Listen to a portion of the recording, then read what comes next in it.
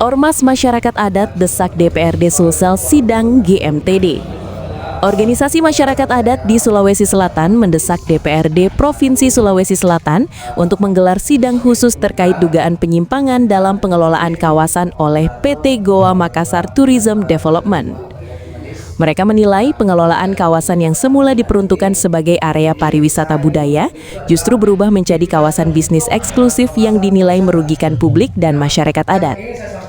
Komite Organisasi Masyarakat Adat, Budaya, Pusaka, dan Sejarah Sulsel menyatakan bahwa GMTD dan pihak terkait harus dipanggil dalam rapat dengar pendapat untuk menjelaskan berbagai dugaan pelanggaran aturan. Masyarakat adat menyoroti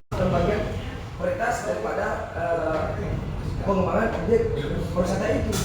Nah, itu kedua. Yang ketiga, bagaimana dengan masyarakat yang sudah mendiami objek lokasi yang ada dalam pemukiman itu, Bapak? Nah, ini kan tentu nanti akan memberikan dampak. Paling tidak ada rasa ketakutan ketika hal itu terjadi, misalkan ya, ketika ada suara-suara yang memang benar. Bisa dijelaskan dari mana? Saya Jadi pada prinsipnya dan menjalankan SK yang diberikan oleh Gubernur Ahmad Hamid terkait kejayaan marketing dan ekonomi, pariwisata dan budaya, dan memberdayakan masyarakat di Tanjung Bunga, tapi pada realitas saya tampak sudah tadi disampaikan